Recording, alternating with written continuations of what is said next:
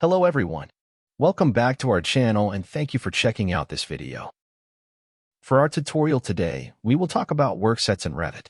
But before we start, if you are new to this channel, please don't forget to like, subscribe, and click the notification bell for more future tutorials. Thank you.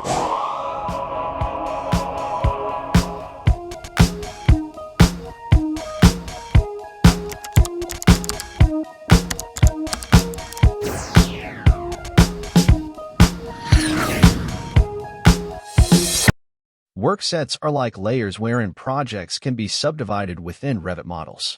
A workset is a collection of building elements such as walls, doors, floors, stairs, or graphic elements. Under the Collaborate tab, select the Worksets icon. This Worksets dialog box will appear. We are going to create new worksets to separate the elements in the model. Let's select New. Then let's type in Structurals. Next will be Landscapes. I think let's have first story walls. Then second story walls. I think that's it for now. Click OK, then let's choose No. Now we are going to the 3D view. Let's remove the section box to have a full view of the model.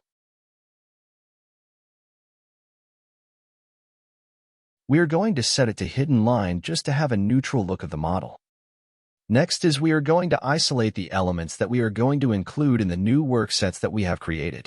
On the Visibility/Graphics, under Model Categories, select All, then uncheck the boxes. Now we will look for the structural elements.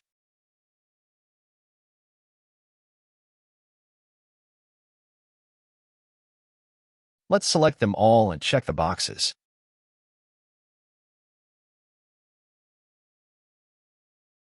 Then select OK. Now only structural elements are visible in the view. We are going to select them. Then from the Properties, under the Workset, let's select the Structurals. Next is to select all the elements that we are going to include in the Landscapes workset. From the list, I think we need Topography. Then the Planting. Let's check under Site.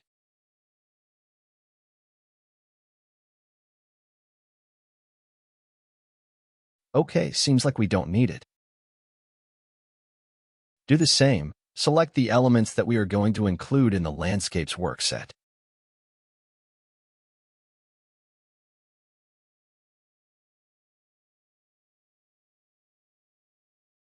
Let's go back to the Visibility graphics. Select all, then uncheck all the boxes. Let's look for the walls, check the box. Then OK. What we are going to do now is separate the first story and second story walls.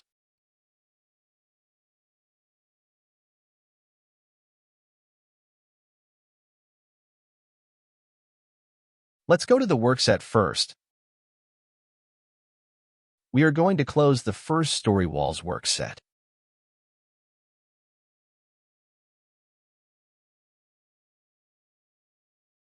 Let's select the first story walls and set to the workset.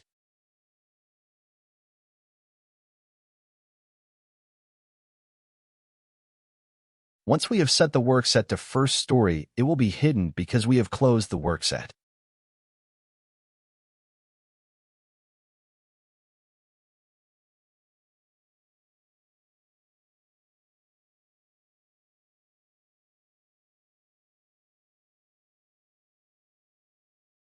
Then the rest we are going to set it to the second story walls workset. When selecting all and the workset is grayed out, it would mean that there is an element that cannot be included in the workset. Let's select Filter to find out what are selected.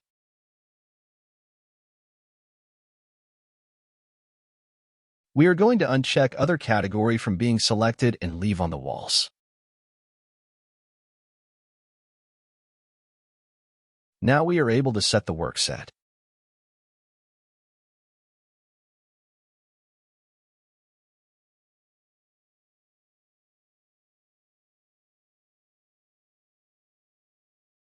Let's turn back on all the elements.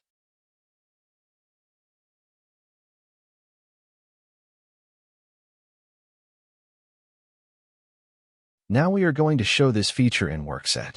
Select the Work Sharing Display icon, then choose Worksets.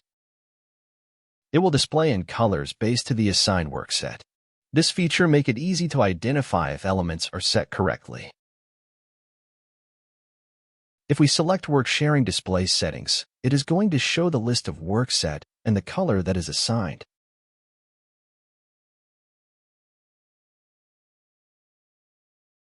We can also change the color to what we like. Let's select a different color that will be contrasting from the rest.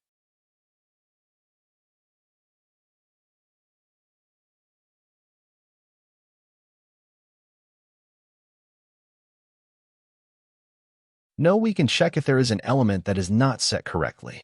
For this wall, it is currently set to the second story, so we are going to update that to first story wall's workset.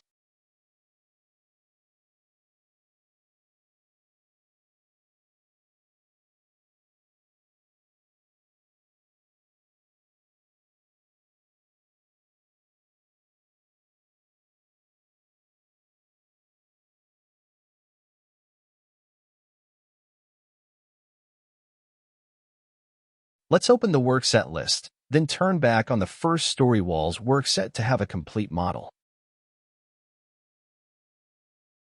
You can do it also for the windows or doors, separating them from different levels.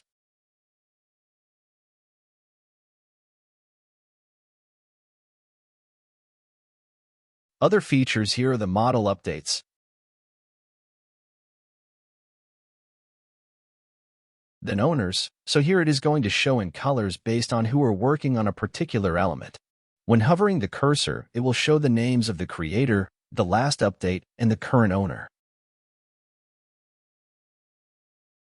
Then last is the checkout status. So if we go back to the Work Sharing Display settings, you will be able to select the 4 tabs and be able to set all the colors. This is just a few of what you can do with Worksets. There are still other things that can be done using Workset, like taking control of the elements so that it won't accidentally be deleted by other users, and able to control the visibility of the elements as well. Please go ahead and explore and practice in your own projects. Alright, that's it for now. I hope you have learned something from this tutorial and hope to see you again in the next one. Thank you for watching.